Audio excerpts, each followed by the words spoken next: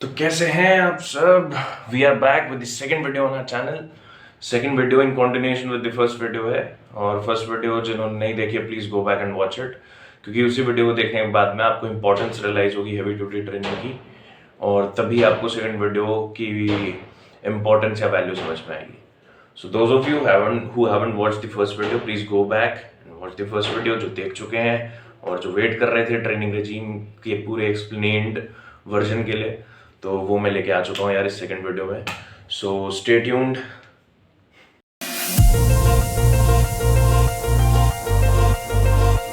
सो ये basically heavy duty training regime में है क्या क्या प्रोग्रामिंग है, किस तरह से हम वर्कआउट करते हैं, कितना रेस्ट लेते हैं, तो सब कुछ मैं इसमें एक्सप्लेन करने वाला हूँ।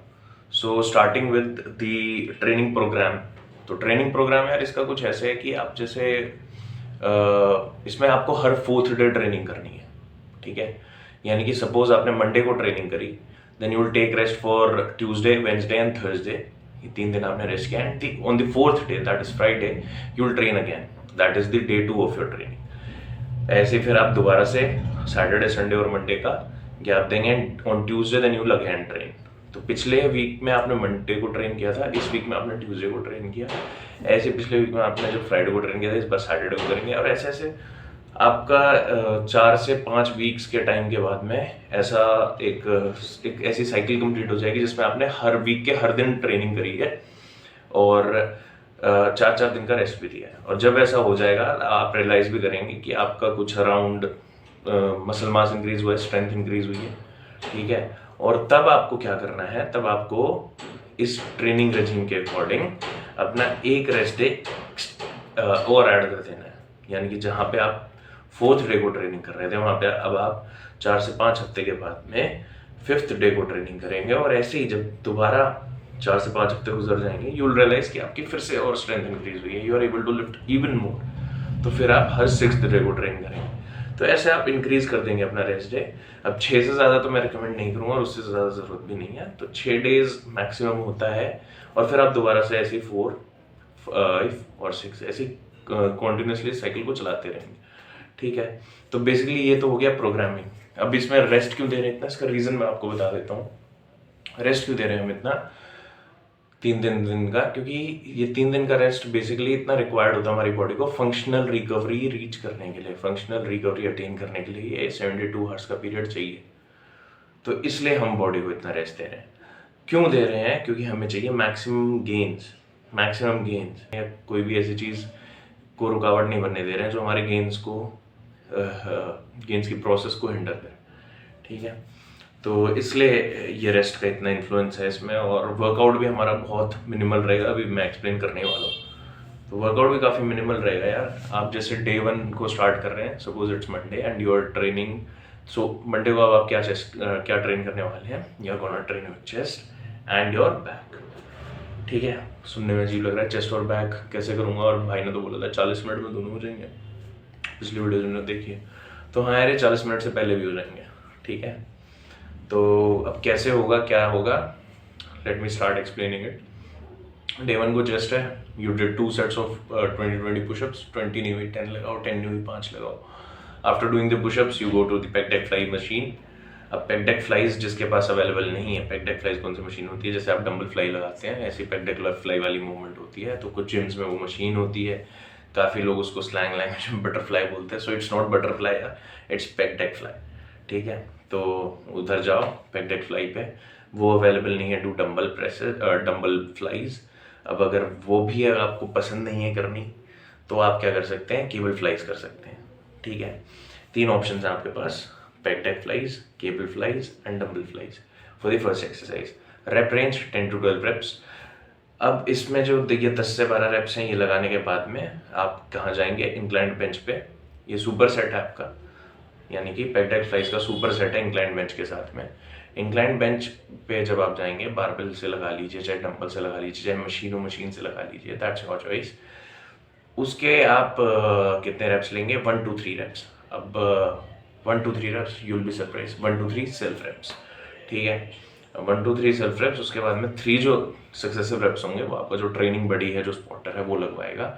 उसमें आप वेट को स्लोली नीचे लेके आएंगे, एंड वेट को ऊपर ले जाने का काम आपका स्पॉटर करेगा। तो वेट ऐसा होना चाहिए जिसमें आपके 3 बिल्कुल फोर्स्ड रेप्स आए, बिल्कुल पूरी एनर्जी एग्जॉस्ट हो जाए पॉजिटिव रेप रेंज की, और जो नेक्स्ट 3 रेप्स होंगे उसमें हम नेगेटिव एनर्जी एग्जॉस्ट करेंगे, और इन 6 रेप्स के अंदर हम पूरा सेट अपना कंप्लीट कर लेंगे, और इसी के साथ हमारी चेस्ट भी कंप्लीट हो जाएगी। ठीक है, तो अब आप कहेंगे यार ये तो कुछ भी नहीं हुआ, तो एक बार आप ये करके देखो, और जो टेक्निक्स मैंने आपको पिछली वीडियो में बताई थी वो एक्सप्लेन कर देता हूँ मैं अभी डे 1 के वर्कआउट के साथ में ही बीच में एक्सप्लेन कर देता हूँ, so that you will realise कि ये 2 ही एक्सरसाइज में कितना एग्जॉशन हो जाएगा।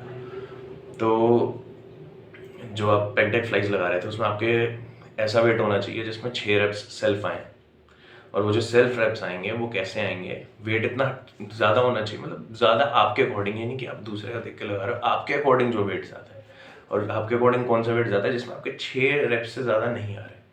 ठीक है, तो आपको उस वेट पे जाना है जिसमें आप 6 से ज़्यादा लगा ही ना पाओ, तो आपको वो वेट मशीन में लोड करना है, और वो वेट लोड करने के बाद में आपको 6 टफ रेप्स लगाने हैं। कैसे लगाने हैं, आपको जो पॉजिटिव मूवमेंट होगी, फास्टली करिए आपने, अब पॉजिटिव मूवमेंट खत्म होते ही जब आपकी मसल मैक्सिमम कॉन्ट्रैक्शन वाली पोजीशन में है, इस पोजीशन में है, तब आपको यहाँ पे 3 से 4 सेकंड या 6 सेकंड का होल्ड रखना है, उस मशीन को यहीं पे होल्ड करना है। अब डंबल है तो यहाँ पे होल्ड करके रखना है, फ्लाई में केबल फ्लाइज वाली मशीन जो केबल्स हैं उनको यहीं पे होल्ड करके रखना है। At the maximum contraction position आपको होल्ड करना है 5 to 6 सेकेंड्स, और 4 सेकेंड्स स्टार्ट कर रहे हो तो 4 सेकेंड से स्टार्ट कर दो। फिर आपको पीछे ले जाना है, बिल्कुल स्लो मूवमेंट, बिल्कुल स्लो नेगेटिव मूवमेंट, बिल्कुल स्लो मूवमेंट, बिल्कुल स्लो जितना हो सके, 5 से 6 सेकेंड की स्लो मूवमेंट के साथ पीछे, and then you again do it, फिर से होल्ड 6 सेकेंड, फिर से ऐसे स्लो। तो ऐसे आपके 6 रेप्स लगेंगे, मुश्किल से 5th 6th रेप में आपको स्पॉटर की जरूरत पड़ ही जाएगी, और 7th रेप आपका आएगा नहीं। तो जो नेक्स्ट 7 रेप्स हैं, 6 to 7 रेप्स हैं, उसमें जो आपका स्पॉटर होगा वो वेट को आपके लिए आगे ले आएगा, आपकी हेल्प करेगा, बट आपको होल्ड खुद ही करना है, और वेट जो पीछे लेके जा रहे हो आप, नेगेटिव मूवमेंट जो है वो आपको खुद ही कंट्रोल करनी है। तो इस तरह से आपकी जो मसल है वो पॉजिटिव मूवमेंट में तो एग्जॉस्ट हो ही जाएगी, जो कि हम हमेशा ही हर वर्कआउट में कर लेते हैं, बट नेगेटिव मूवमेंट में हम एग्जॉस्ट नहीं कर पाते, तो हम उस एक सिंगल सेट के अंदर ही नेगेटिव मूवमेंट में भी अपनी मसल को एग्जॉस्ट कर लेंगे।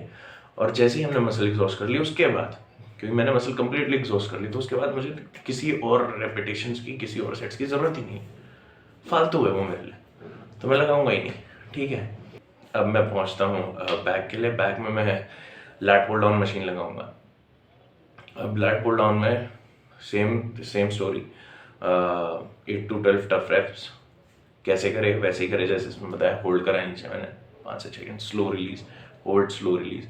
6 रेप्स के बाद जब एनर्जी नहीं बचेगी, this spotter comes in the role, वो नीचे लेके आएगा और मैं होल्ड करूँगा और स्लो रिलीज करूँगा।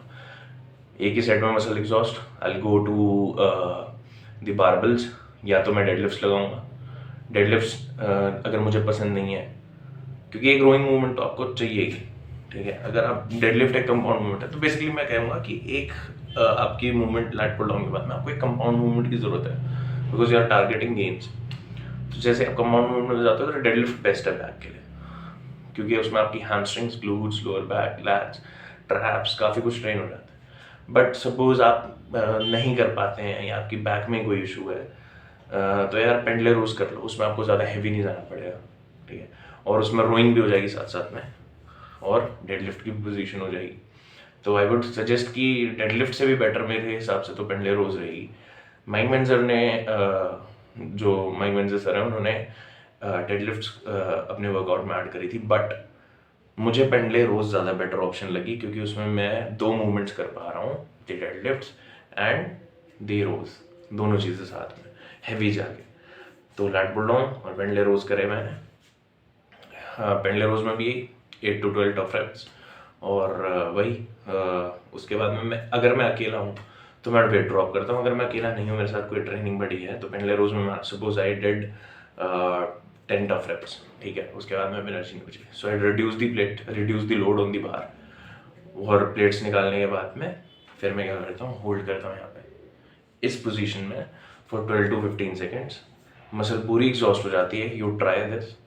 हल्का, जब आपने एक बार 10-12 रेप्स लगा लिए हैं टफ, एकदम टफ, वो भी आपने स्लो इस मूवमेंट के साथ में, और होल्ड करा है यहाँ पे चाहे 1 सेकंड हो पाए, 2 सेकंड हो पाए, क्योंकि हैवी वेट में हो नहीं पाता। तो उसके बाद में आप वेट रिड्यूस करेंगे, पोजीशन लेंगे and you hold the weight here for 10 to 15 seconds and your muscle is completely exhausted, you are gone. उसके बाद में आपका डे 1 का वर्कआउट हो जाता है finish with chest and back done.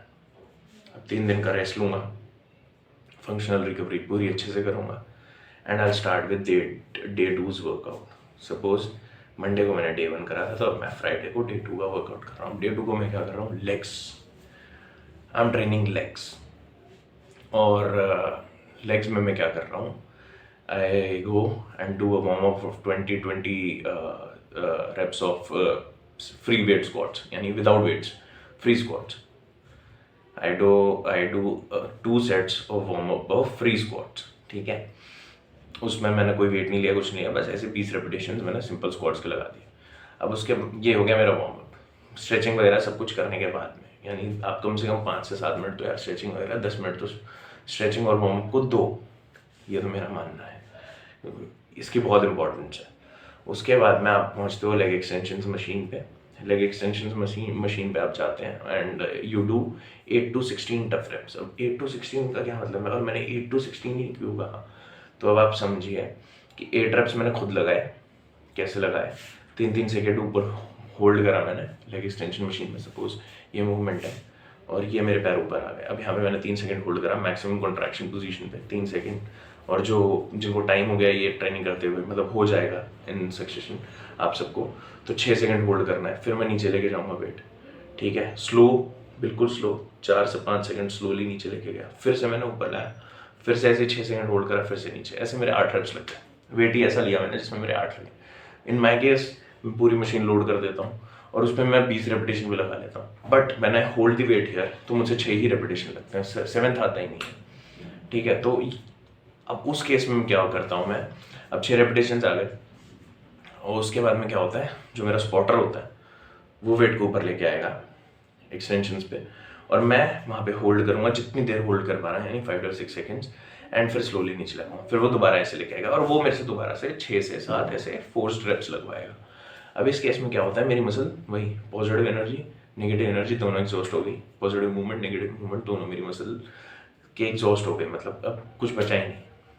Extension में ही मैंने एक ही सेट में अपनी जो क्वाड्स थी उनको ब्लास्ट कर दिया, ठीक है। उसके बाद में मैं जाता हूँ लेग प्रेस पे। अब मैं लेग प्रेस पे क्यों जा रहा हूँ, क्योंकि मैंने डेडलिफ्ट लगा ली थी, तो मेरी एक कंपाउंड मूवमेंट हो गई थी जिसमें मेरे ग्लूट्स ट्रेन हो गए थे, ठीक है। अब पेंडले रोज भी मतलब लगा ली, तो उसमें मेरे ग्लूट्स तो ट्रेन हो ही गए, मेरी हैमस्ट्रिंग्स ट्रेन हो गई, लोअर बैक ट्रेन हो गई, तो इसलिए मैंने लेग प्रेस लगा ली। अब मैं इन चीज़ों पे लोड आने ही नहीं दे रहा, मैं सिर्फ अपनी क्वाड्स को इंगेज कर रहा हूँ इस वर्कआउट में। तो अब मैं लेग प्रेस पे चला गया। अब सपोज आपके पास लेग प्रेस नहीं है, आपको पसंद ही नहीं है लेग प्रेस लगानी, वैसे आप सबको ही पसंद है, हार्डली आप में से कोई 2% 3% ऑडियंस होगी जो कहेगी कि no we will go and do squats, legs are not complete without squats, तो legs workout is not complete without squats. तो अगर ऐसे आपको लगता है, जैसे कि मुझे लगता है क्योंकि मैं हमेशा स्क्वाट्स करता ही हूँ, तो go and do Smith machine squats instead of barbell squats. ये बारबेल स्क्वाट्स में हैवी लोड पे there is a risk of getting injured, Smith machine पे यू आर ऑलवेज सेफ, ठीक है, majorly you are safe compare to free squats, free weight squats. तो आप फिर Smith machine पे जाएंगे और स्क्वाट्स लगाएंगे, और same story 8 to 16 reps. 8 to 16 reps में कंप्लीट मसल हाइपरट्रोफी रीच हो जाएगी और कंप्लीटली एग्जॉस्ट कर देंगे आप अपनी मसल्स को। और स्क्वाट्स भी अगर आप लगाएंगे इसमें, तो यार आपको क्या ध्यान रखना है इस चीज़ में कि लेग्स बहुत ज़्यादा वाइड नहीं करने, ठीक है, क्लोज ही रखो, शोल्डर विड्थ या उतना ही रखो, और मैक्सिमम आपको दिमाग में ये रखना है कि आपको अपनी क्वाड्स एंगेज करनी है, क्योंकि आपने डेडलिफ्ट वाले दिन अपनी हैमस्ट्रिंग्स अच्छी खासी ट्रेन कर ली थी, ठीक है। और स्क्वाट्स भी जब आप लगाते हैं, फ्री वेट स्क्वाट्स लगाते हैं या फिर लेग प्रेस भी अगर आप लगाते हैं, तो पैर अगर आपके ऊपर रहते हैं तो उसमें भी आपकी जो हैमस्ट्रिंग्स है वो इंगेज हो ही जाती है, तो उसको मैं सेपरेटली ट्रेन नहीं करूँगा जैसे मैंने एक्सटेंशन में क्वाड्स को करा।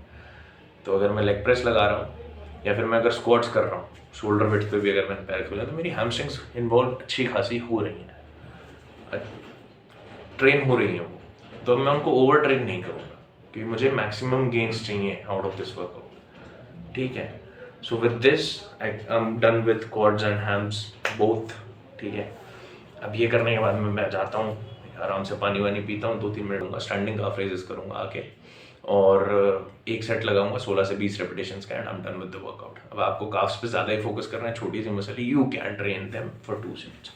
थोड़ा सा सीटेड काफ रेज भी लगानी, you can do that. Mayank Venger sir ने स्टैंडिंग काफ रेज कहा था, मैं सीटेड करता हूँ because I am able to load more weight in that, और मेरी काफ्स पे मुझे ज़्यादा फोकस करना है, so I load weight and do 2 sets और 16 to 20 reps। 16 to 20 reps में अच्छी खासी एग्जॉस्ट हो जाती है मुझसे। उसके बाद में again take rest for 3 days, 4th day को workout, and this time we are training our delts and arms, है ना मस्त। तो क्या बचा था, बैक हो गई थी, चेस्ट हो गई थी, लेग्स हो गई थी, whatever we left with, delts and arms. तो अब डेल्ट्स और आर्म्स की ट्रेनिंग में हमें क्या करना है, we are gonna start with delts. अब डेल्ट्स में आप majority of you people go and start doing military press, ठीक है, और आपको गेन भी कर रहा है, don't do that, go and do an isolation movement, ठीक है। लैटरल रेजेस और side raises, majority of you call this exercise side raises. और तो ये आपको जाना है, अगर मशीन अवेलेबल है do this on a machine, if there is no machine available go and do this with dumbbells, ठीक है। तो 2 ऑप्शंस हैं, डंबल्स या मशीन। लैटरल रेजेस के यही आपके हैं 8 से 16 रेपिटेशंस, 8 से 16 टफ रेपिटेशंस। कैसे लगाने हैं पहले एक्सप्लेन कर चुका हूँ, पॉजिटिव नेगेटिव सब कुछ, hold and slow then forced, सब कुछ आपको समझ में आ गया। ये टेक्निक्स हैं, होल्ड स्लो, होल्ड करना वेट को, स्लो रेप्स लगाना, फोर्स्ड रेप्स लगाना, और यही है, ठीक है। फोर्स्ड रेप्स लगवाना, आपका एक स्पॉटर जो अवेलेबल है। तो यही कुछ टेक्निक्स हैं जो आप यूज़ करके अपने वर्कआउट में इनको डाल के आप अपने वर्कआउट को ज़्यादा कम से कम टाइम में ज़्यादा से ज़्यादा एग्जॉस्टिव बना सकते हैं। तो वही करूँगा मैं, लैटरल रेजेस लगाऊंगा, लैटरल रेजेस 8 to 16 रेप्स। अब 8 to 16 आपको समझ में आ गया, 8 खुद से लगाए, फिर अगले 8 मेरे स्पॉटर ने लगवाए, उसके बाद स्पॉटर ने भी लगवाया, तो कैसे लगाए, होल्ड एंड स्लो, वो आपको सब समझ में आ चुका है। अब ये करने के बाद मैं फ्रंट डेल्ट अलग से ट्रेन नहीं करने वाला। फ्रंट डेल्ट में अलग से क्यों नहीं ट्रेन करने वाला, इसका भी रीज़न बता देता हूँ। मैं आपको सिर्फ वर्कआउट नहीं बता रहा हूँ, ठीक है, मैं एक्सप्लेन भी करता जा रहा हूँ हर चीज़ का रीज़न साथ साथ में, कि अगर मैंने उस दिन अगर मैंने डेडलिफ्ट लगाई तो आज मैं स्क्वाट्स नहीं लगा रहा हूँ, और अगर मैं स्क्वाट्स लगा भी रहा हूँ तो मैं हैमस्ट्रिंग क्यों नहीं ट्रेन कर रहा हूँ। हर चीज़ का रीज़न मैं आपको बताते हुए चल रहा हूँ, so that you don't question कि यार तूने ये एक्सरसाइज नहीं करी, वो नहीं करी। बिकॉज अगर मैं एक मसल को एक पर्टिकुलर वर्कआउट में ट्रेन कर चुका हूँ, एक पर्टिकुलर मूवमेंट में ट्रेन कर चुका हूँ, तो मैं अलग से उसकी मूवमेंट नहीं लगाने वाला हूँ। That's why I am doing compound movements majorly for gains, ठीक है। तो अब लैटरल रेजेस पे थे हम, लैटरल रेजेस कर ली, ठीक है। अब फ्रंट रेज क्यों नहीं कर रहा हूँ मैं, या फ्रंट डेल्ट को अलग से ट्रेन क्यों नहीं कर रहा हूँ, when I was doing bench, उस मूवमेंट में मेरी जो फ्रंट डेल्ट है वो ट्रेन हो चुकी है, ठीक है। अब मैं जाऊँगा सिंपली पेग डेक फ्लाइज वाली मशीन पे, उल्टा बैठूंगा and I will do rear flies for the my rear delt. इसी के साथ मेरी रेयर डेल्ट कंप्लीटली ट्रेन हो जाएगी। Same repetitions 8 to 16 tough repetitions, and I'm done with my delts workout. Now coming on to biceps, I'll start doing bicep curls, ठीक है। अब bicep curls जो हम कर रहे हैं वही 8 to 16 टफ रेप्स, समझ में आ गया होगा, और इसके अलावा कुछ नहीं, ठीक है। अब आप पूछेंगे कि यार बस एक ही एक्सरसाइज बाइसेप्स में, तो इसका हैक यहाँ पे ये है कि जब जिस दिन मैं बैक की वर्कआउट कर रहा था, बैक ट्रेन कर रहा था, उस दिन मैं रिवर्स ग्रिप पुल डाउन्स लगा रहा था। Reverse grip lat pull down, यानी कि ये वाली ग्रिप, एक तो ये होती है ये जिसमें मेरे हाथ यहाँ पे है, एक होती है ये क्लोज भी रहेगी और हाथ मेरे जो मेरी फिंगर्स हैं मेरे फेस को फेस करेगी। Hold and slow release. आप जब ये वाला वर्कआउट करेंगे तब आप रियलाइज करेंगे कि आपकी जो आर्म्स हैं वो कंप्लीटली एग्जॉस्ट हो गई, आपकी बैक से पहले आपकी आर्म्स एग्जॉस्ट हो गई, ठीक है। तो मेरी उधर आर्म्स ट्रेन हो चुकी हैं, तो मैं अब इनको ओवर ट्रेन नहीं करने वाला हूँ। Give them the necessary stimulus they require for growth. उससे ज़्यादा मैं इनको ट्रेन नहीं करूँगा, क्योंकि मुझे मैक्सिमम गेंस चाहिए out of this workout, maximum gains. अगर मैं कुछ भी फेरबदल करूँगा तो शायद जो रिजल्ट मैंने डिज़ायर करा था या जिस रिजल्ट के लिए मैं कुछ भी कर रहा था वो रिजल्ट मुझे नहीं मिला, ठीक है। तो अब ये मैंने कर लिया बाइसेप कर्ल्स। रीज़न बता दिया मैंने क्यों ही करा एक, क्योंकि जिस दिन मैंने रिवर्स लैट पुल डाउन्स करी थी उस दिन में मेरी आर्म्स ट्रेन हो गई थी। बाइसेप्स ट्रेन हो गई थी। तो बाइसेप कर्ल्स करने के बाद में अब आप क्या करेंगे, ठीक है। So you simply go do pulley push downs, वही 8 to 16 reps, tough reps. Pulley push down लगाने के बाद में गो ऑन द बेंच। अब ये बिल्कुल माइक मेंजर सर वाला मैं ट्राइसेप रूटीन बता रहा हूँ। Pulley push down, after pulley push down I go to close bench.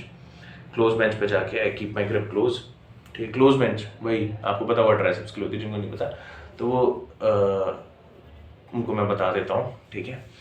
आप नॉर्मली बेंच शोल्डर विड्थ पे रख लेते हैं या उससे भी वाइड। इस केस में आपको शोल्डर विड्थ के अंदर रखना है अपने आर्म्स को, ठीक है, यहाँ पे, और वेट को नीचे लेके आना है। इतना ही नीचे लाना है जितने में मेरी जो फोर आर्म है वो एल्बो के परपेंडिकुलर हो जाए, ठीक है। जो मेरी एल्बो है वो मेरी आर्म के परपेंडिकुलर हो गई। अब यहाँ से ऊपर, अब यहाँ से ऊपर, यहाँ से ऊपर, ठीक है। ये है, मुझे बार को टच करने की कोई ज़रूरत नहीं है। अब इतने में मेरी जो है ट्राइसेप्स, ये मास बिल्डर एक्सरसाइज में कहूँगा कंपाउंड मूवमेंट है। अब ये करने के बाद में मैं जाता हूँ पैरेलल बार डिप्स पे, पैरेलल बार डिप्स लगाता हूँ। अब majority of you people are not able to do parallel bar dips, तो उस केस में क्या करना है, उस केस में आपको कुछ मंत्र तंत्र करने की ज़रूरत नहीं, कोई अलग से वेरिएशंस में घुसने की ज़रूरत नहीं है। आप जाओ एक बॉक्स रखो नीचे, मशीन पे जो है सपोर्ट लेके उस बॉक्स का ऊपर आ जाओ, होल्ड करो यहाँ पे 6-7 सेकेंड और धीरे धीरे खुद से कंट्रोल करके नीचे आओ और उस बॉक्स पे पैर रख दो। फिर से वो खड़े हो जाओ बॉक्स की मदद से, सीधे होल्ड करो इस पोजीशन पे 5 से 6 सेकंड के लिए और फिर से धीरे धीरे 5 से 6 सेकंड्स में नीचे आओ, फिर से बॉक्स पे खड़े हो जाओ and repeat the same thing. Basically इसमें हम क्या कर रहे हैं, हम होल्ड कर रहे हैं ऊपर जहाँ पे हमारे ट्राइसेप्स बिल्कुल एग्जॉस्ट होती हैं, और दूसरा हम स्लो मूवमेंट नीचे लेके आ रहे हैं। इसमें क्या होगा, आपकी जैसी एक साइकिल कंप्लीट हो जाएगी, यानी 4 to 5 वीक्स की एक साइकिल, वर्कआउट की साइकिल, नॉट स्टेरॉइड साइकिल। तो जो एक वर्कआउट साइकिल जो है, एक जो 4 वर्कआउट्स का जो प्रोग्राम है वो जब कंप्लीट हो जाएगा, तब आप रियलाइज करोगे कि अब आप 4 से 5 रेपिटेशंस खुद से लगा पा रहे हो, ठीक है। बस इतना ही होगा। उसके बाद में आपका जो ट्राइसेप्स का वर्कआउट है, it's over. You're done with your triceps workout, you're done with your biceps workout, you're done with your delts on day 3. Now, again a 3 days rest. And after this 3 day rest comes day 4. अब day 4 को आपको क्या train करना है? Mike Menzer sir used to make his clients do legs again. The same workout, the same exercises again in the day 4's legs workout. In my case, I have 28-inch big thighs, so I don't train my legs again on day 4. What I do is I train my chest, ठीक है। तो अब मैं क्या करूँगा, क्योंकि मैंने front dealt की भी एक्सरसाइज लगाई थी and my shoulders are weak, तो मैं अब क्या करूँगा, मैं इन्हीं पे फोकस करूँगा on the front delt. Side और रेयर को तो मैं ट्रेन कर चुका हूँ, I train my front again and my chest. अब इस केस में आज वाले दिन में मैं क्या करूँगा, डे 4 वाले दिन में जो लेग्स कर रहे हैं, पहले उन्हें बता दूं, जो माइक मेंजर सर उन्होंने लेग्स ही बताया था। तो जब आप लेग्स कर रहे हैं तो you will do the same workout of day 2, same workout, same movements, done. अब जो लोग अपर बॉडी पे ज़्यादा फोकस करना चाहते हैं या जो लोग फील करते हैं कि मेरी लेग्स यार इनफ डेवलप्ड हैं, ठीक है, so those people can do the workout that I do. I go on the flat bench, not on the flat bench, I go to the pec deck flies machine, I do 1 set, same rest, same set that I did on day 1. Then I go to the flat bench and I do the same movements for 6 repetitions. In this case, for 6 repetitions, there's a superset again. And after doing these 6 repetitions by 3 forced and 3 self, ठीक है, वो जो mechanism था same. Then I'm done with my chest workout. I then go to the lat pull down machine and then I do the same workout. And उसके बाद मैं I go back again to the this one pendlay rows machine. This time I'm not doing the pendlay rows. I'm using that bar. I'm to do T-bar rows, ठीक है। इस बार मैं pendlay rows नहीं लगा रहा हूँ lat pull down के बाद में, इस बार मैं लगा रहा हूँ T-bar एक्सरसाइज। अब T-bar एक्सरसाइज में क्यों लगा रहा हूँ, क्योंकि ये भी एक रोइंग एक्सरसाइज है, एक मास बिल्डर एक्सरसाइज है। It is a compound movement, it is engaging my lower back as well, और वेरिएशन भी आ जाती है, ठीक है। So for someone who wants to focus on his weaker muscles, he can train that muscle on day 4। और इसी के साथ डे 1, डे 2, डे 3, डे 4 क्या मेरा जो वर्कआउट है वो ख़त्म हो जाता है और मेरी जो एक साइकिल है इस वर्कआउट की वो ख़त्म हो जाती है। और उसके एंड में मैं नोट करता हूँ कि मेरा जो इस वर्कआउट को स्टार्ट करने से पहले का जो रिजल्ट था और इस वर्कआउट को स्टार्ट करने के बाद जो रिजल्ट मुझे मिला है, ज़मीन आसमान का फ़र्क है मेरी लिफ्टिंग में, मेरी स्ट्रेंथ में और मेरी मसल राउंडनेस में। ठीक है, तो आप भी ट्राई करिए यार, फटीग भी नहीं रहती। ठीक है, and you feel that big all the times. ठीक है, thank you so much, take care, good bye, see you again in the next video. और हाँ, तो जाते जाते बता देता हूँ यार, नेक्स्ट वीडियो एक जनरल से टॉपिक के ऊपर लाने वाला हूँ मैं। ठीक है, काफ़ी जनरल टॉपिक है कि मेरा फैट तो लूज़ हो गया है भाई। मैंने 93 से स्टार्ट किया था ना, हम 87 आफ्टर 1 मंथ। आपने जो डाइट बताई थी और जो वर्कआउट बताया था उसके अकॉर्डिंग। बट अब इशू ये आ रहा है कि अब मेरे को बहुत लो एनर्जी फील होती है ऑन द सेम डाइट। ठीक है, और अब मेरा वेट भी कम नहीं हो रहा है and I am still on low calories. तो इस चीज़ को एक्सप्लेन करेंगे। एक दोस्त का डाउट था, I help him lose his weight, but उसको अब ये इशू आ रहा है low energy, he is a student as well. तो उसको लो एनर्जी फील होती है एंड वीकनेस है। ठीक है, और उसका वेट भी और कम नहीं हो रहा है and he still on low calories. उसने और कैलोरीज कम कर दी, वेट क्यों नहीं कम हो रहा? We'll discuss this in the next video.